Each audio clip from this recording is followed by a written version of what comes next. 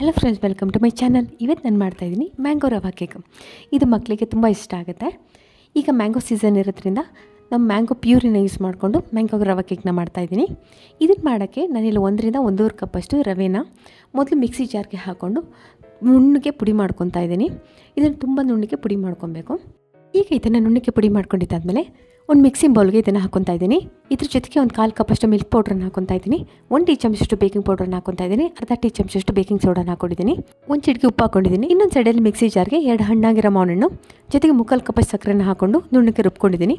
ಈಗ ಆ ಮಿಶ್ರಣ ಮತ್ತು ರವೆ ಮಿಶ್ರಣ ಎರಡೂ ಚೆನ್ನಾಗಿ ಮಿಕ್ಸ್ ಮಾಡ್ಕೊತಾ ಇದ್ದೀನಿ. ಇದಕ್ಕೆ 1 ಟೀ ಚಮಚಷ್ಟು ವೆನಿಲಾ ಎಸೆನ್ಸ್ನ ಹಾಕ್ಕೊಂಡಿದ್ದೀನಿ. 2 ರಿಂದ 3 ಟೇಬಲ್ ಚಮಚಷ್ಟು ಮೆಲ್ಟೆಡ್ ಬಟರ್ನ ಹಾಕ್ಕೊಂಡಿದ್ದೀನಿ. ಈಗ ಇದಕ್ಕೆ 1/4 ಕಪ್ಪಷ್ಟು ಹಾಲನ್ನ ಹಾಕ್ಕೊಂಡಿದ್ದೀನಿ. ಅದನ್ನು ಕೂಡ ಚೆನ್ನಾಗಿ ಮಿಕ್ಸ್ ಮಾಡ್ಕೊತಾ ಇದ್ದೀನಿ. ಈಗ ಈ ಮಿಶ್ರಣನ ರೆಡಿ ಮಾಡ್ಕೊಂಡ್ರೆ ಬೇಕಿಂಗ್ ಟಿನ್ಗೆ ಹಾಕ್ಕೊತಾ ಇದ್ದೀನಿ.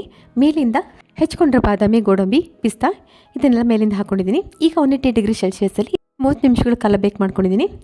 ಈ ವಿಡಿಯೋ ಇಷ್ಟ ಆಗಿದ್ರೆ ಲೈಕ್ ಮಾಡಿ, ಶೇರ್ ಮಾಡಿ, ಸಬ್ಸ್ಕ್ರೈಬ್ ಮಾಡಿ.